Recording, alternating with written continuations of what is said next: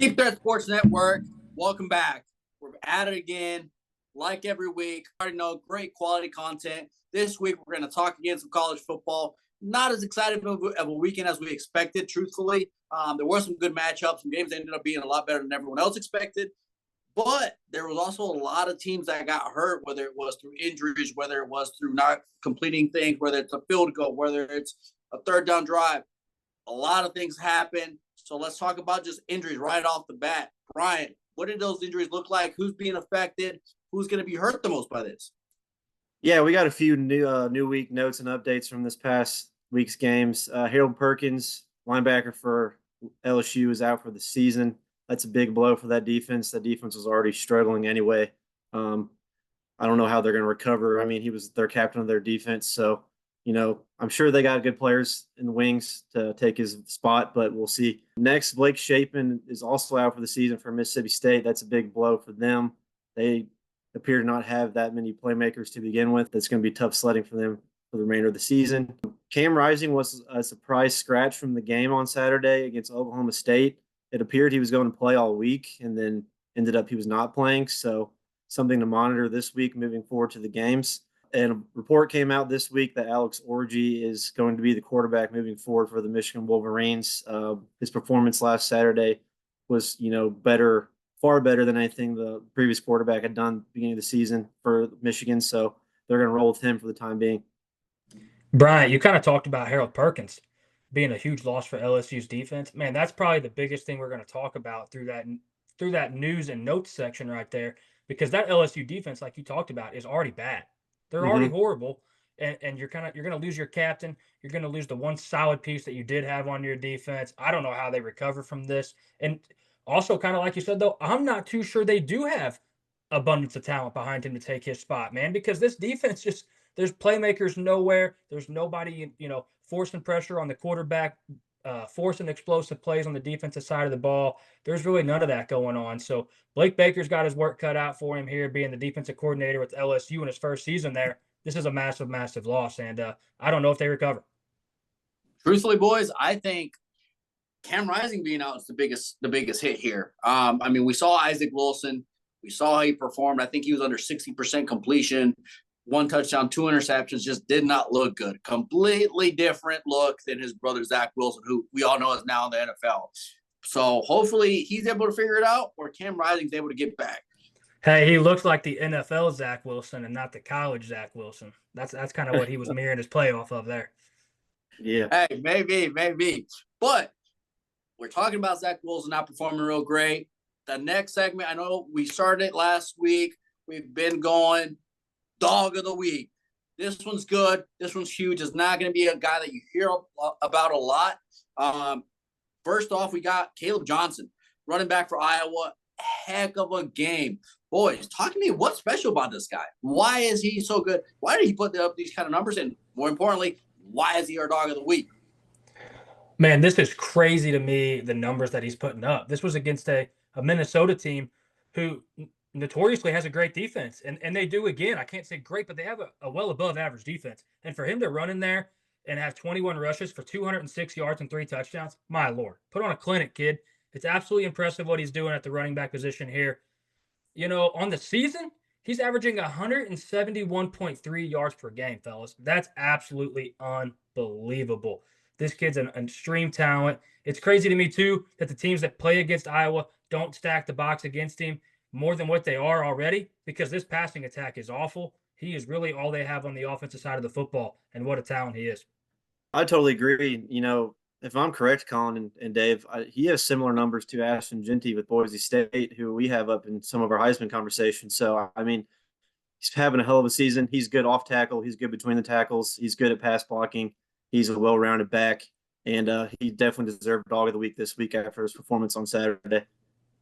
Not to have a spoiler here, Bryant, but we do have a Heisman episode coming out later in the weekend. You may find this guy kind of around some conversations for me a little bit here.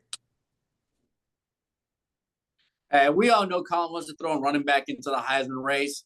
He's been talking about it all year, so we'll see if he drops Ashton Jeanty finally and picks somebody else up. Before we go any further, we're going into our film session.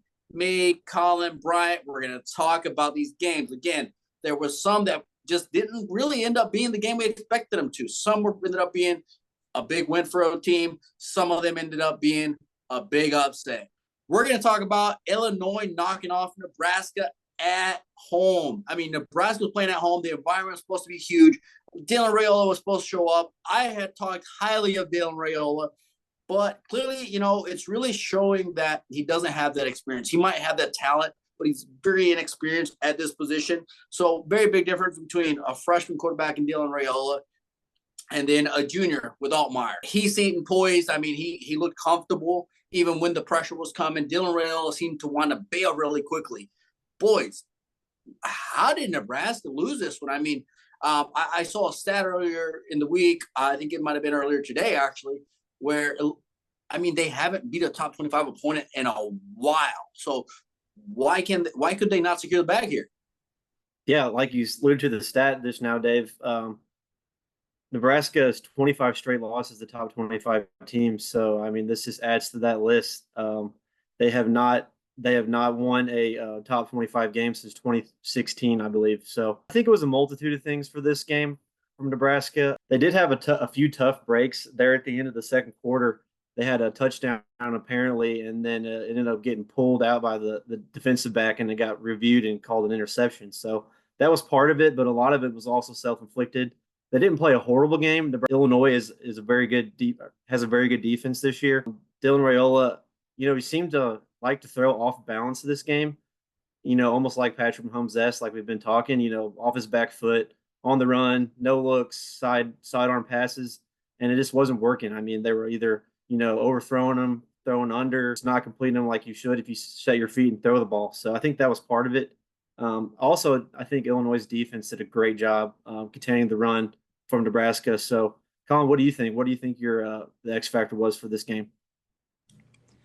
Well, you talked about the play at the end of the first half there at the end of the second quarter, and I feel like that was a completely momentum-shifting play in that game. What a massive call that was to overturn that touchdown to get the interception, and it was the correct call. And I really do feel like it kind of derailed this game, kind of sucked the life out of Nebraska fans for a little bit, and it kind of did get quiet in that stadium. But yeah, Brian, to your point, Dylan Raiola, in my opinion, played like a freshman at times. And the times where the moments were big and the going was getting tough, he definitely showed, how green he was. The freshman-like plays. And you have to expect that. That is to be totally expected at times. That is what you get with an 18-year-old quarterback. And I don't think he played bad because he didn't play bad. But there was just times where he made some passes way more difficult than they ever had to be. He was trying to do too much, was trying to have the knockout punch every time he stepped back there for a while. Hell, I mean, at the end of the game when they went to overtime, I'm pretty sure they ran 4 plays and 3 of them were sacks. Now, I also understand that you have to get it done at that point because you're down a touchdown and it is overtime. But, you didn't have to take that first sack. Just make a play. Just gain a few yards. Don't take the loss of like 14 or whatever it was. Absolutely made it impossible for them to go ahead and tie that game up in overtime. But I do want to give credit where it's due. Luke Altmaier played a great game, took care of the football, had 4 passing touchdowns, no interceptions. This is something that we talked about. If Illinois can stop the run and be good in the trenches, and Luke Altmaier can take care of the football, Illinois is going to hang around in this football game, and the longer they hang around, the better their chances get at winning the football game. And they did exactly that. The only thing that confused me for Illinois is in the very beginning of this football game, they come out on the first drive, they find Pat Bryant, a guy that we've talked about a little bit on this network. They find him right away with 2 passes, get him in the end zone right away. For the next 2.5 quarters, Pat Bryant's not a part of this offense, and it makes absolutely zero sense to me. You see them start to go back to Pat Bryant a little bit later in this football game. Things start clicking for this offense again. I think Pat Bryant is a massive X factor for this Illinois offense. They've proved that they can hang and bang with some of the best teams. I'm really shocked that Nebraska actually dropped this at home. Like we did talk about, it was a crazy environment. I also think when Tommy Hill went down in the secondary for Nebraska, it really did kind of help open things back up for Illinois as well. You did see them start to progress down the field quite a bit without him back there. That is a massive loss for them. Also, Nebraska had a chance to win this football game. They get a strip sack late in the game, they drive down, and then they miss the field goal. I feel like all we saw this weekend in college football games was missed field goals. I don't know if that's just because I'm a Mizzou fan and I saw 3 from my own team and saw Vanderbilt's kicker miss the game winner or the game tire to force triple overtime, but I feel like all I saw was missed field goals. Also, before we move on from this game, Isaiah Nayer was an absolute stud for Nebraska. I love giving credit where it's due, and he did play a great part in this Nebraska game, and he really did help the team keep them around in the football game late. So, yeah, where we go from here, Illinois got a tough stretch ahead, fellas. They play some of the top 10s in the Big Ten, and if I'm not mistaken, it's like back-to-back weeks. So good luck to them. Enjoy it while you can. It's going to be really tough sledding ahead. Hey, Nebraska, don't lose sight of the task at hand. You kind of get back up on this horse and ride it. You got a young quarterback. You expect some things like this throughout the season. There's going to be speed bumps when your team's young. Matt Rule's a great coach. I think they respond well, and I think they get things still going in the right direction here for Nebraska. Hey, you hinted on Illinois having a tough schedule coming up, but a team that's pretty much going to be on cruise control moving forward is going to be Clemson. They had NC State come to their house. They come to Death Valley, and NC State got absolutely smashed. I mean, 59-35. Cade Klubnik had himself a day. I mean, I wasn't too big on him, in that Heisman race per se, but I'm really starting to put him up there. I mean, he's putting up the stats. He's securing the bag, and truthfully, Clemson should potentially win out the rest of the season. So that was being granted. NC State, they lost quarterback. Even then, I still think NC State, listen, that's my hometown team, but they are still, in my opinion, a mid-tier team. They're not one of the elite football schools. They want to be, but they have a long ways to go to get there. And I don't even think, even with Grayson McCall starting, they would have even been competitive in this game. I think for Clemson, Georgia was just a hard. That you're playing the best team in the country right off the bat. You're still figuring out a lot of things. There's a lot of things going on, but Clemson looks good. What do you guys think? Is Clemson legit? Like, are they a playoff contender? What does that look like? Well, first things first here. I've read a ton of things out there on social media networks since Saturday. All these fans talking about moving on from Dave Dorn at NC State. Pump the brakes. Let's not do that. This guy has got that program exceeding expectations, operating at a high level. And sometimes you have to come to reality that this is just, what an NC State program is. They're achieving at maximum capability, in my opinion, for what they're offered there. But Klubnik looked absolutely incredible. Let's talk about how Klubnik in week 1 against Georgia looked awful. And ever since then, he's been absolutely electric. I don't know if he took the mindset that, hey, I played Georgia. I played the baddest defense on the planet. It can't get no worse than this. So I'm just going to come out here and kind of let it all hang out, because that's kind of what he's done since then. Klubnik had 209 passing yards, 3 touchdowns this game through the air. He absolutely ripped off like a 60-yard touchdown early in the game. I feel like every time I turned around, Clemson was scoring again. Bryant, you and I were actually together for this game, and every time we turned around, Clemson was scoring. It was absolutely incredible. I think the first quarter, Clemson scored 28 points, forcing 2 turnovers. Unbelievable stuff here. Phil Maffa ran for like 107 yards. Averaging 15 a carry with a touchdown. What a game for him, especially because he's kind of been battling injury here and there. What a great performance by him. I want to talk about Clemson's defense a little bit. They did have a very, very solid showing in the first half of this football game.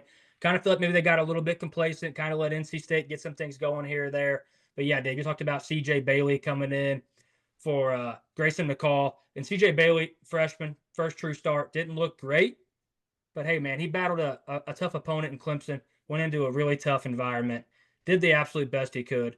Kendrick Raphael was about the only thing that NC State had going for him, averaging 9.4 yards a carry on 10 carries and punching it in one time. So I just wasn't real impressed from NC State at all. I did think they'd give a little bit tougher of a game than this. But hey, Clemson, they're kind of clicking, boys. And if they're clicking, like you said, Dave, this ACC schedule for them is extremely easy. They can be off to the races here and be battling for an ACC championship yet again. Yeah, I agree. Like you said, I think Clemson put this game away, pretty quickly in the first half. It seemed like every other play on offense, they were scoring a touchdown. Running all over the place. Like you said, I think you mentioned the defense kind of had their woes in the second half, but I think those were a lot of backups getting some first looks of the season probably. So I'm not overly concerned about that, but they do need to tighten that up. Their schedule isn't the toughest the remaining of the season, like you guys mentioned. I agree. I think they have a good chance of winning out, and we'll see where they go if they do that. The ACC isn't a very strong conference this year, so I don't know if that will hurt them, but they do have a very legit chance to win out, and we'll see where they end up at the end of the season. Absolutely. This game, I think we all expected Clemson to win it, but not by that much. And another game that was a big shock, big upset to a lot of people was Michigan knocking off USC 27-24. I mean, early in the year, we were talking about, like, what is Michigan going to look like? Is Sharon Moore the answer? What is going on in Michigan? Like, no one really knew. Looks like they're starting to figure it out. I just think Michigan can just run the ball really well. USC, I don't think performed like they needed to. Even though Miller Moss had a decent game, I don't think he had a terrible game. But Alex Warrior can run the ball. I mean, Michigan can run the ball. If they come across a defense that can stop the run, I don't know that they really got much else going for them. So I do think Michigan's a lot better than I expected them to be, but I don't think they're a top 12 team. What do you guys think? No, I don't think they're a top 12 team at all, Dave. You hinted at something right here that just irritates me when other teams play Michigan. I don't understand how you're not prepared to stop the run when you play Michigan. This is the only thing they can do. Their leading receiver had one catch for 10 yards. Think about that. One catch for 10 yards was their leading receiver. How in the hell did they win a football game like this? I know Khalil Mullings and Donovan Edwards had massive games for them. Khalil Mullings snapping one off right there when it was looking like USC might win this football game. I just don't understand how this happens. Honestly, it really pisses me off. Especially it's a Lincoln Riley defense. That's what it is. It's a Lincoln Riley defense. I was fixing to say the opposite. We talked all year about how Lincoln Riley's defense has been the biggest surprise for us, and yet they go out and act like they haven't seen a run game before, like they weren't prepared to see the run game. I mean, Alex Orji comes in replacing Davis Warren. That makes it evident that all they're going to do is run the football. We've talked about it on this show. I'm going to pat all three of us on the back a little bit. We talked about how Alex Orji should be the guy for this team because they're built to run the football. And what do they come out and do? Exactly that. And they win this game. I just want to understand still how we don't stop this run. Miller Moss played a good game. I will talk about USC's defense in another light real quick. Fantastic open field tackling. That was one thing I remember talking to you guys about why the game was going on. They were absolutely outstanding at making open field tackles and saving the breakaway plays. So I do want to give them credit for that. But outside of what Michigan was doing offensively, USC's offense really wasn't clicking the best either. I mean, Miller Moss had 51 pass attempts for only 283 yards. That's not that impressive at all. Then your defense is going back out there again, getting gas, trying to stop the run over and over and over. I mean, Khalil Mullings and Donovan Edwards ran for 3 touchdowns together in this football game. Collin, I agree. I think this is a tale of, kind of opposite of what we've been thinking all season. Like you mentioned earlier, USC, we were kind of talking about their defense the past few weeks and how good they've been. I think it was the opposite this game. Michigan's defense looked pretty good, and they haven't the first few games of the season. I mean, they had 8 tackles for loss and 4 sacks. They were disruptive in the backfield and in the passing game. I think that was the true X factor in this game was Michigan's defense. Josiah Stewart lit it up for them. I'm not trying to cut you off, but Josiah Stewart absolutely lit up USC's offensive line for Michigan. He had 2 sacks himself and had 3 pressures just by himself. Yeah, they were living in the backfield the whole game. So I really do think that was, a big reason why they came out and won this game. Now, USC had every chance to win this game. I mean, it took a last-second play for Michigan in the fourth down, 4th and goal from like the 3-yard line to get this finished out for them. So Michigan's defense really won them this game. But it is quite concerning moving forward for this Michigan team. Yeah, I know they just beat a ranked team, but they only had like 37 passing yards. I mean, you cannot be that one-dimensional in NCAA football to be anywhere successful like you want to be, especially, in the University of Michigan. Every time we bring this game up, I damn near lose my train of thought just because I get so frustrated at the fact that, once again, I'm going to talk about this. They can't throw it.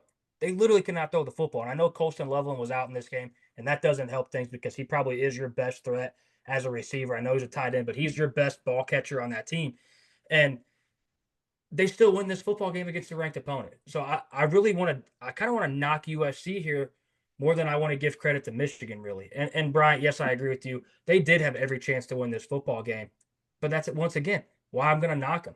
You take the lead late in this game, less than 2 minutes, I believe, correct? And you kind of force Michigan's hand where they're going to have to throw themselves back in this game.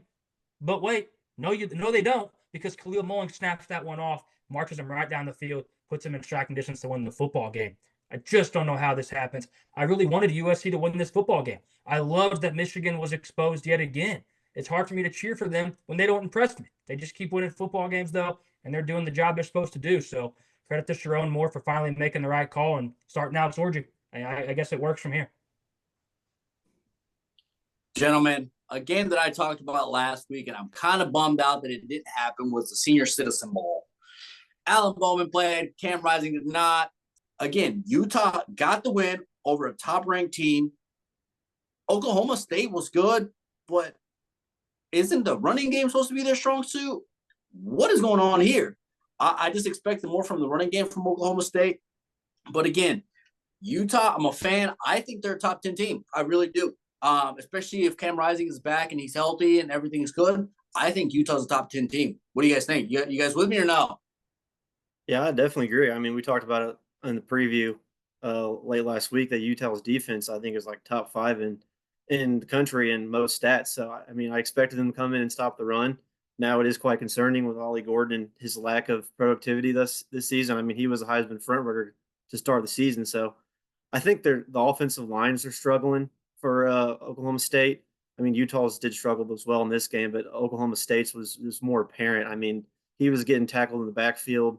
I think I have a stat here. Oklahoma State had 10 TFLs, but Utah was stuffing the run. It just seemed like he was getting zero gain almost, every time he was touching the ball. So that's quite concerning. Utah's defense was just, fast, running all over the field. Bowman did kind of step in later and started slinging the rock a little bit. That made it, a little closer than it probably would have been. But credit to Utah. Isaac Wilson came in, I assume on short notice because we all thought Cam Rising was playing in this game. But like Collin mentioned last week, you can't really trust Utah's coach with an injury report. So overall, it was a pretty back and forth game, but Utah came out on top in the end. Never trust Kyle Whittingham when he's talking about his quarterback's injuries. Ever. I talked about this last week. Last season, going into game 1 of the season, he said Cam Rising was going to be there. Well, we watched Utah play, 13 games last year, 14 games, something like that, and we didn't see Cam Rising at all. So I threw everything Kyle Whittingham has ever set out the window. I think he's a great coach, don't get me wrong. But I just don't trust him anytime he talks about his players being hurt. Also talking about Whittingham, this is a Whittingham-Gundy matchup. We talked about that last week as well. Anytime you can get two great coaches like this to square off, it usually makes for a pretty exciting, pretty intense game. But, hey, this was a really slow-paced game. Not much going either side on offense. Pretty disgusting to watch for the most part, really. We're going to talk about running backs here for a second. Micah Bernard, congratulations. You had 25 carries for 182 yards against this Oklahoma State defense. You put the team on your back, son. Great job. Ollie Gordon, what is going on? What is going on with this Oklahoma State offensive line? What is going on with Ollie Gordon in the backfield? Something's not right. And until that gets right, this team will not be as successful as we thought they were going to be. It was very apparent in this game that they're going to rely heavy on Ollie Gordon, and it just didn't work. He had 42 yards again, fellas, no touchdowns. I don't understand how one of our Heisman favorites going into this season is just absent all across the field. He's never there. He's never there. So until that happens, until he gets going, nothing's going to come out of this Oklahoma State team. Deep runs, it's just not going to happen. Alan Bowman, if I recall correctly and remember correctly, I think he got benched for a little bit. That's how lost this team was on offense. And then he does kind of come back in with a fire under his ass, probably realizing, hey, I got a point to prove. I got a job to secure here. I'm on the wits about losing it. So he did come back in and kind of found Presley for a touchdown, found Owens for a touchdown, did seem to get things going just a little bit. But at that point, it was way too late. I mean, they did convert both 2-point conversions. So at one point, yeah, you're kind of asking yourself, holy shit, can they do this again like they did against Arkansas? They just are so lazy and complacent and lethargic in the first half of every football game for the most part.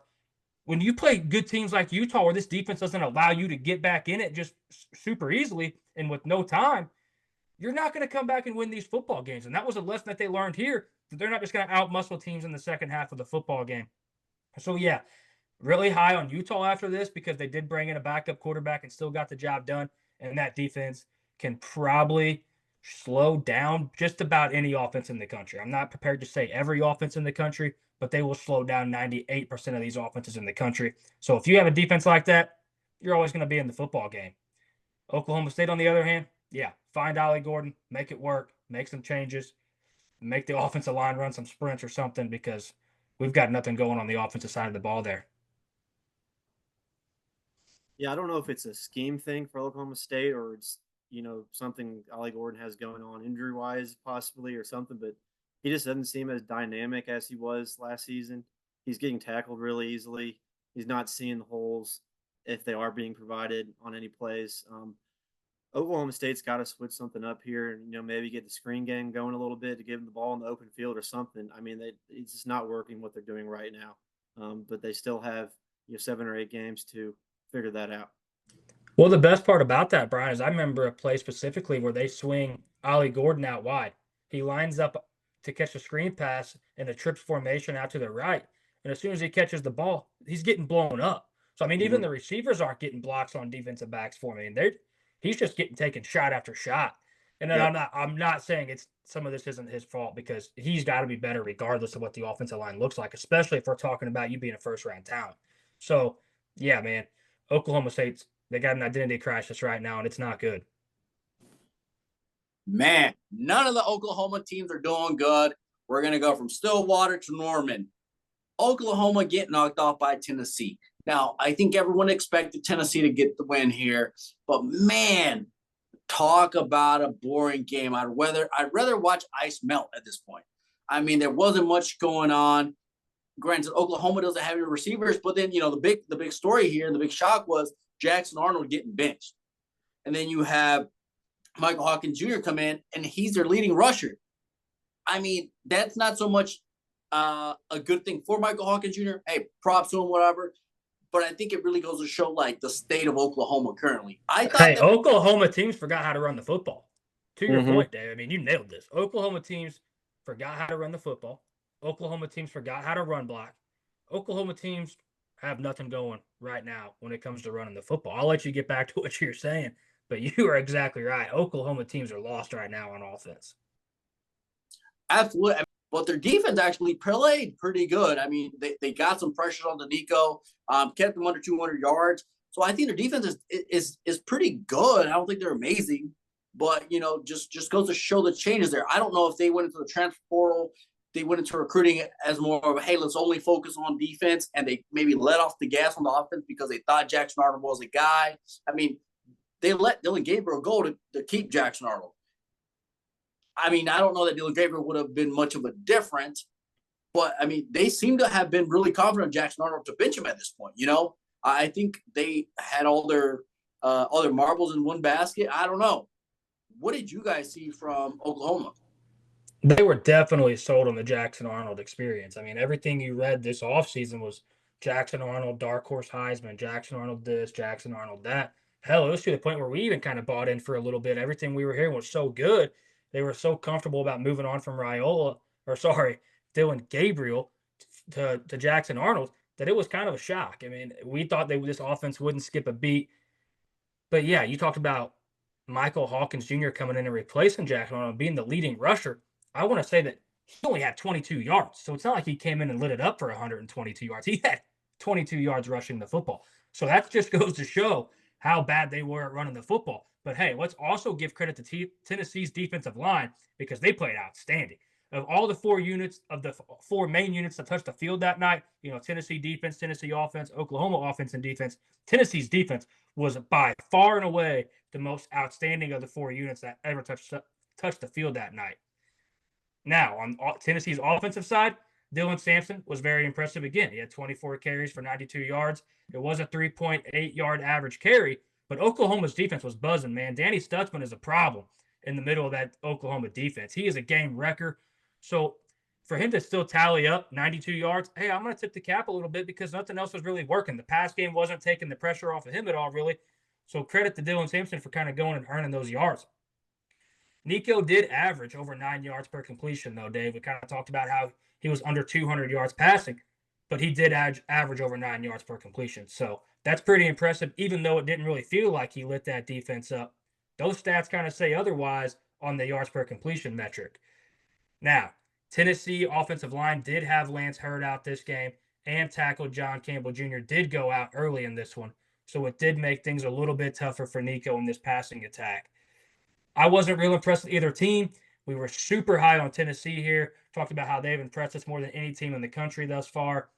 I'm not going to knock them at all. They played a top 25 opponent, was a caliber opponent, and they got the job done. So credit where it's due, fellas. Tennessee wins again. Yeah, Colin, I totally agree. Oklahoma, I think, has a lot of things to figure out on the offensive side of the ball, especially at quarterback. Jackson Arnold looked, the past few weeks like he had some issues. He was good at running the ball, but it seemed like he was struggling to find open receivers. And they didn't give him a very long leash this week. I mean, he was benched in the second quarter for Michael Hawkins, and then Oklahoma still couldn't pass. So we'll see what they can do the rest of the season. I know they're going to compete for the job the remainder of the season. So I think Jackson Arnold still has a chance to come back and play next week possibly, but we'll see what they do. On the flip side, I saw an interesting note that Coach Heupel said for Tennessee. He said the field conditions weren't the best, and so they after the first or second quarter they had basically switched up their game plan to try to run the ball more and not really throw it around and be that high-paced offense because they're worried about players getting injured. I don't know if any of you guys saw that. So that might be a reason why we kind of saw lackluster numbers for Tennessee compared to what they usually put up. But they still had an overall pretty good game, and they got the job done on the road at a tough place to play it here in the new SEC, Oklahoma. Right. Truthfully, it really bothers me when you have coaches and players at as high of a level as FBS saying field conditions. I'm sorry, but you are playing on some of the most pristine fields in the country. Excellent drainage systems. I mean, I'm sorry, you can't blame anything on the field condition. I mean, to an extent, if it's real bad, yes. But I didn't think it was raining too hard. I didn't think it was that bad. I don't think it's that big of a deal. I think at that point, I don't know. I'm just not a big fan of whether it's NFL, whether it's soccer, baseball. It don't matter. And not to mention, you've been playing this sport at this point for all your life. You can play it in some rain. You can play in some better conditions. You can make it happen. But I'm with you, Dave. I'm with you on that. I hate when I feel like coaches kind of have a crutch and they lean on it and they use things as an excuse, such as playing conditions or officiating, whatever. Yeah, I'm with you. This was just an ugly football game. No matter what you want to blame it on, it's just an ugly football game. Tons of turnovers. Nobody looked great. Nobody really took control of this football game. Now, granted, I never thought Oklahoma had a chance in this football game as it was playing out, but Tennessee didn't just take it over like we fully expected them to do coming into this. We kind of thought they'd get out in front and never look back. And hell, they gave Oklahoma a fighting chance at the end of this football game, man. So, yeah, I'm with you, Dave. I don't feel like it's an excuse because they won the game, but I don't kind of like the we would have done we would have done better if the conditions were yeah. Oh, you're I mean, at this point, you're playing for Tennessee, you're pretty much a professional athlete at this point. You have to make it work. Yeah. No, I totally agree. I think it was just something of note that, caught my attention in his post-game press conference. But I think it is quite a bit of coach speak. I truly do deep down think that Josh Heupel wanted to run the score up in this game, and it wasn't working out. So I think that was just something he kind of threw out there to get people thinking about, 100% that rather than how his team played. 100%. You hit the nail on the head, in my opinion. Obviously, we don't know that for certain, but that's the exact thoughts I had, Bryant. 100%. Yeah, but I don't know about you guys. I don't think I have any really worries about Tennessee, from this game. I think it was just kind of one they had to go in and get the job done, and you maybe not do it the way they typically do it. We've seen the first couple of weeks, so I think they'll be good the rest of the season. Yeah, I'm not. This game didn't cause worry for me. You're exactly right. It kind of raised my eyebrows a little bit because I just thought they were going to absolutely stomp them out, and they didn't. And I think they had the chance to, and they didn't take advantage of that to really, build the resume more than what it already could be. Because the way this SEC is kind of shaking out, this may get really, really interesting down the stretch, and you may need every extra point you can to pad the resume. But I'm not worried about Tennessee either, Brian. I think Nico is very, very solid at the quarterback position. I would put him in tier 1 of the SEC conference at the quarterback position. So I think they're in a really good spot. They have loads of talent all over the field. Gentlemen, we're going from a game that wasn't too exciting per se to a game that, truthfully, I wasn't even watching it until it was the only game left, and that was BYU Kansas State. BYU comes in and just kicks Kansas State in the throat. I mean, 38-9. The only 9 points Kansas State got were field goals. 3 field goals. This is all they got. And I mean, one of the plays that was insane to me. I know you guys. I don't know if you guys watched this game because it was a later game, but the 90-yard return off the punt return. I mean, the guy miscued the ball, turns around, picks it up, and I mean, runs it all the way in. I mean, listen, again, I've said it before. I'm not a football player. I've never played football. Just a big fan. But I mean, the amount of people that are on that field, somebody's got to hit him, right? Somebody. I mean, there was a lot of like missed tackles that I was like, all right, you got to make those tackles. You can't let this guy run 90 yards back when you are a Kansas State. You know, that was the dagger. That was the dagger, in my opinion. That is what put Kansas State damn near out of their misery, you could say, because I'm pretty sure, if I remember correctly, how this played out. This was right after Kansas State had an interception and a fumble that BYU scooped and scored and took to the house. So, I mean, this was the absolute dagger for me. This is when everything kind of laid Kansas State to rest. The story of the game for me in this one was turnovers and was penalties. Kansas State goes down on their first 2 drives of the game, has a holding penalty, calls them back, forces a field goal, kind of ends the momentum on the drive. Kansas State goes down the next possession, drives down the field, has another penalty to stall out the drive and kick another field goal. So it was awful, awful, awful by the offensive line pre-snap in this football game that allowed BYU to hang around, keep the crowd in it, and take full advantage of the situations that they were given. And fantastic job to them, because every time Kansas State had an interception or a fumble in 1, 2, 3 plays, BYU was going right on the field and scoring, punching them right in the mouth, taking full advantage of the turnovers. Credit to them for what they did. I thought Avery Johnson looked very good at the beginning of this football game, and then you could tell maybe he started to feel a little bit of the pressure, didn't really know how to rally. Things weren't necessarily going their way. There were some drop passes. There were some offline passes. Just wasn't great in the pass game. But before I get out of here with the Kansas State stuff, I'm going to give credit to DJ Giddens, Dylan Edwards, and Avery Johnson.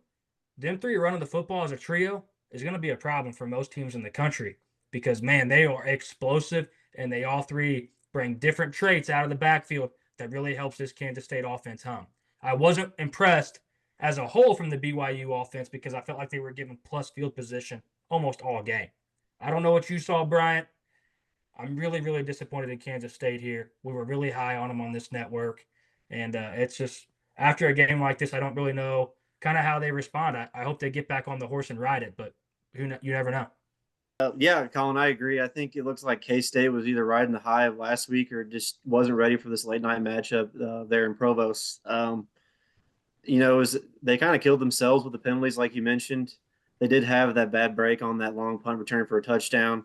But, I mean, they were giving BYU all the opportunities, like you said, short field position, basically easy drives for BYU. So, like you mentioned, I don't think BYU played a great game, but they were just given, easy touchdowns pretty much, and all they had to do was run a few plays and it was in. So I think K-State is still a pretty good team.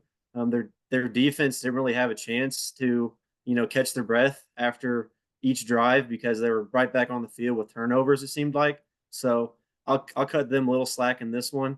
One thing I am a little concerned about, I know Avery Johnson played pretty well in the past few games passing, but they were pretty one-dimensional in this game. So, like we were talking earlier with Michigan, I mean, it's hard to be a one-dimensional team in college football. So they need to work out the kinks in the passing game, keep this run game going, and give their defense a little time on the sideline and staying some drives. And I think they'll play better down the stretch.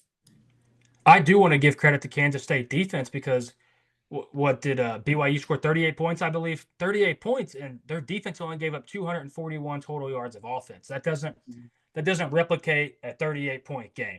So give a little bit of credit to Kansas State's defense here for, managing the situation the best they could. But you also talked about Provo at night.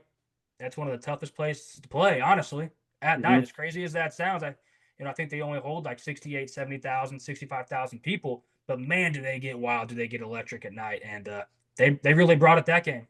Congratulations to BYU.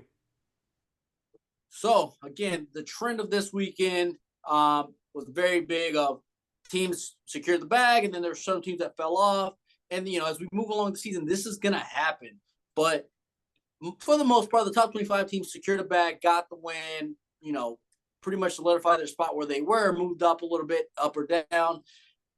Two teams that did not were Mizzou. You know, we're big Mizzou fans here because we are living in the state of Missouri, and as well Texas A&M. They barely got away with a win there. Mizzou went into overtime with Vanderbilt, and Diego Pavia seemed to really do all that he really wanted. When we were initially at the beginning of the season, we were very high on their defense because they hadn't gave up any points up going on to the third game of the season. So I'm not really sure what on. You know, there was some questionable play calling. One thing I will respect, I did watch the post-game press with Eli Drinkwitz. You know, Collin, you hit on it earlier about how, you know, coaches or players, you know, using a crutch to like get away with things or have an excuse. Eli Drinkwitz took it straight to the chest. I mean, he called himself out for that terrible call before the first half ended. I was going to say he should have. He should have. That was one of the dumbest calls I've seen him make in his tenure as the head football coach of the Mizzou Tigers. That was a horrible coaching decision by him. Absolutely. But even when reporters are always going to try to jab at the players, like, did this player not perform? Did this player not do this? And he addressed it in that's the kind of guy you want to play for. That's kind of where I'm going with this is he said, yeah, you know, some guys miss some tackles, but at the end of the day, it's got to be my game plan that's got to allow them to be successful. And I respect that 110%. And as a player, you got to want to play for a guy like that. So what did you guys see about Mizzou, Texas A&M? Did it change your mindset on how you guys think they are going to do moving forward? What do you guys think? I personally think Mizzou is not a top 10 team. They're probably going to drop off. What do you guys think? No, I agree with you, Dave. I think Mizzou slides down a little bit this week. We'll see where we have them in our top 25 later on. I think it's a combination of a few things. I think I'll start with the defense. I don't think the defense played that bad, but it was still, you know, the random miscue of leaving the guy wide open for a touchdown. And then the tackling was atrocious. I mean, Diego Pavia was just tucking the ball and running straight up the middle, and we were missing 3 or 4 tackles, it seemed like, on every play. Now that's something you can probably clean up pretty easily. So hopefully they'll work on that going into this bye week this week and be better going into Kyle Field in a few weeks. But on the offense, I think it's a multitude of things. It's Brady Cook doesn't look right this season. He seems like he almost has the yips a little bit. He just seems like he's second guessing himself and is lacking confidence, and that's kind of hard to get back in the middle of the season. But, you know, he's a 3-year starter. I think a lot of people around the country still think he's a good quarterback, so hopefully he can turn it around. Second, I think, is play calling. I don't know if we're holding some stuff back, but it seems like we're running, you know, similar plays almost every drive, and then they just stop him in the end. I mean, Mizzou seems to get to the 30 or 25-yard line on every drive and then just stall out. I mean, we look like the number 1 team in the nation between the 20s, but then we cannot convert in the red zone. I think we're like 5th in the nation in field goal attempts. So they clean those things up, which this is a good spot for them with the bye week. You know, they got some extra time to work on some things. We'll see where they come in a few weeks when they go play the Aggies there in Kyle Field in College Station. All right, fellas. I've been waiting for this moment since Saturday. I'm pissed. I really am. I'm gonna kind of lay it all out here. I'm gonna give credit where it's due, and I'm gonna rat on some people where I think it's due as well. First, I want to give credit to Nate Noel at running back position. The guy's an absolute monster. I think one of our biggest concerns going into this season, and I'm prepared to say this on record, I think one of our biggest concerns going into the season was Mizzou's run game. Fellas, I don't think Mizzou's run game has regressed at all.